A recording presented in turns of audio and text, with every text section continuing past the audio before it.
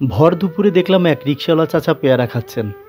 ওনার কাছে গিয়ে জিজ্ঞেস করলাম, এই দুপুরবেলায় পেয়ারা খাচ্ছেন কেন, ভাত খাননি? তিনি উত্তর দিলেন, সকাল থেকে এখন পর্যন্ত 120 টাকা ভাড়া মেরেছি, এখন যদি 80 টাকার ভাত খেয়ে ফেলি তাহলে রিকশা জমা দিব কি?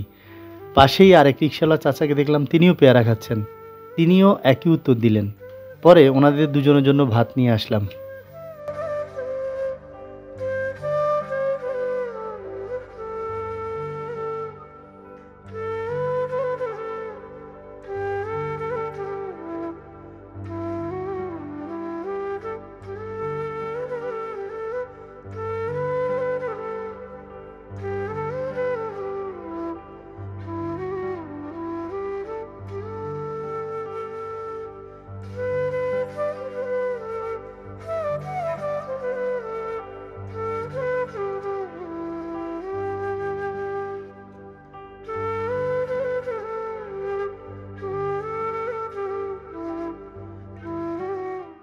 পেট ভরছে না? এখান দিয়ে যাচ্ছিলাম, হঠাৎ করে দেখলাম আপনারা পেয়ারা খাচ্ছেন।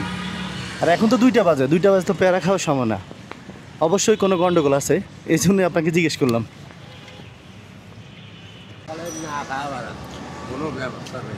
সকালে না খেয়ে আসছেন?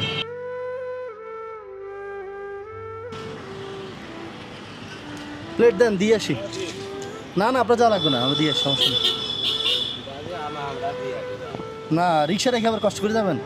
খাইছেন, একটু রেস্ট করেন 10 মিনিট, পরে আবার রিক্সা চালাইন। দেন।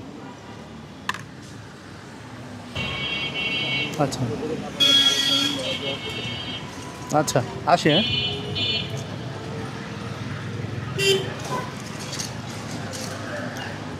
মন খারাপ করে না, আল্লাহ ভরসা। হ্যাঁ, আসি।